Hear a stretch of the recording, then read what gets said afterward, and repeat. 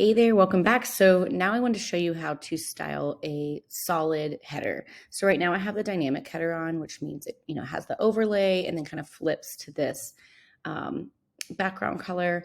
Again, I said this in the last video, I do have a nice piece of CSS that shrinks the logo on scroll, which really helps with that, like the header not being too chunky. That's in the post. Feel free to use it.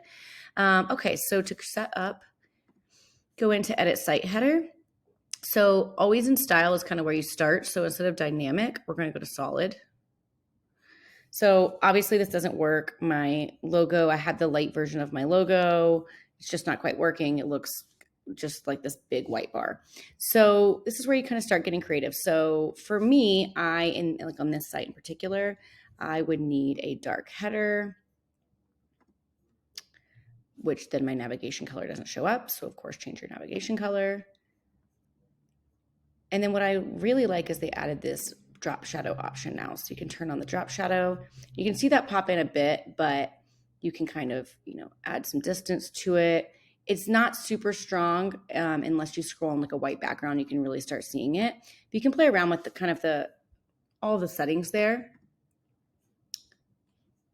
And then one thing that you could add a border to the bottom. This one's kind of fun sometimes. So if you wanted to separate, create some separation, you could add a border around it. Just depends on the look and feel of your site.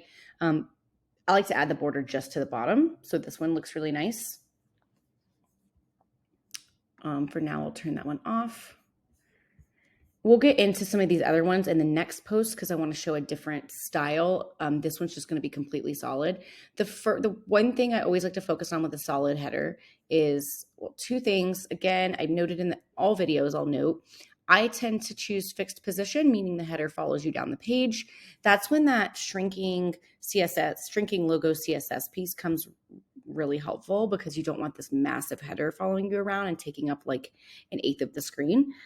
So I do like for it to follow me. You can also do the scroll back option, meaning the header follows you, or it kind of disappears as you scroll, but the second you start scrolling back up, it pops back in. But the one really important thing with a solid header is here in the desktop tab, just making sure your vertical padding is as small as possible. So you don't want to overcrowd your logo. Like in this case, I would maybe want to make my logo a little bit smaller for this to work appropriately.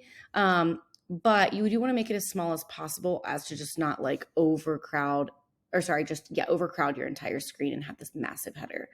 I tend to only use this when, like, this would maybe be the tallest logo I would use a solid header with. And in this case, I would make the logo smaller. So I would come in here, site title and logo. I'd probably make my logo about that size just to make this one work. Again, with a tall logo, this one's really not going to work. I would probably go more with a dynamic header. And again, as you scroll, you can adjust with that CSS how much you want your logo to shrink. Yeah, so it looks much nicer than when you just turn it on, all of a sudden, white header, big, huge box, all of that. So now we have a nice drop shadow coming in. We could have added that border if we wanted. Looks super nice.